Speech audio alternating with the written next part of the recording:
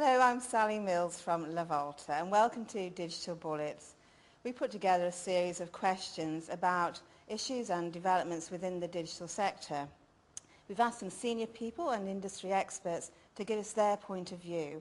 We've also given them 20 seconds to answer the questions or they get the chop. Hope you enjoy. Apart from Telstra, what do you see as the top one or two challenges currently holding back the growth of the digital media industry in Australia?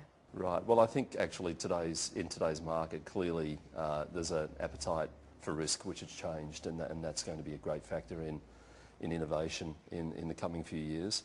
But I also think the great issue of broadband is probably the one thing that continues to hold us back, broadband infrastructure and zero tariffing, of course. The easy answer is that we don't have enough reliable measurement methods yet, and we don't have enough good research. So we're still finding it hard to tell good stories that persuade clients and advertisers and the broader business community to spend more in digital. The other major area is probably confidence within the population, within the consumers themselves. And while the industry spends a lot of time running around being relatively self-serving and talking about why digital services and why the internet and mobile and access to content and services is fantastic, I don't see that Telstra actually holding the media back. I don't think that anything is holding digital media back. I think there's a lot to be proud of. Google and Apple. There we are. Why? I think Google in part because their dominance in the market and the strength with which they play in so many spaces, and their aggression, I think, is stifling some small companies who find that they can't compete with the 500-pound gorilla that's, thumping everybody else there.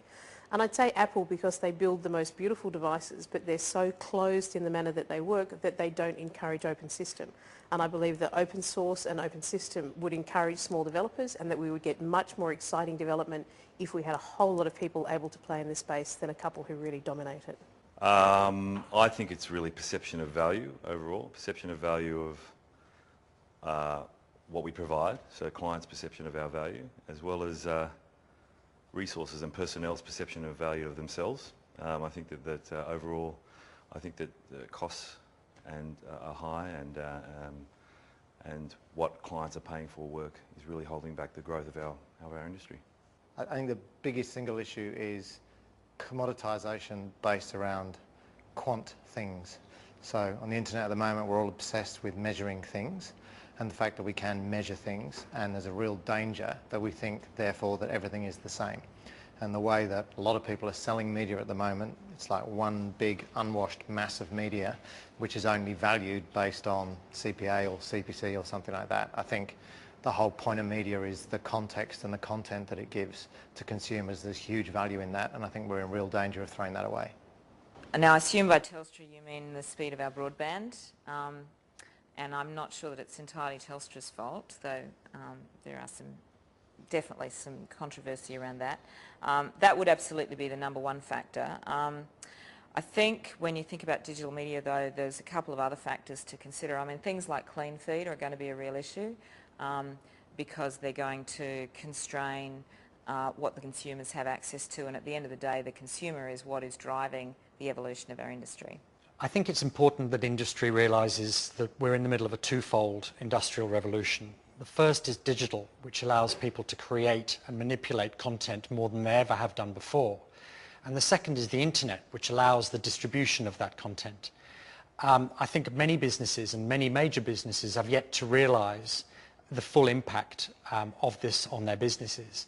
And I think that's holding back the seismic shift that should happen. I think you're being a bit harsh on Telstra, but look, one of the key things holding back is the absence of a plan, a cohesive plan.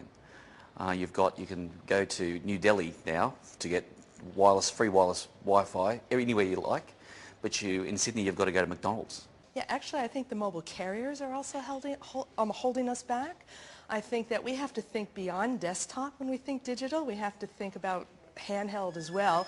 There are certain economies, for example, in Africa, where broadband is out of the question and 3G has taken off massively and created these digital economies. So I'd say that's one of the things holding us back in Australia, and I'd say, quite frankly, the other is the government. All I have to say is two words: ISP filter. Yeah, I think it's probably the two things that are most important would be the the knowledge base of the existing professionals with the industry. You definitely need to invest more time in that.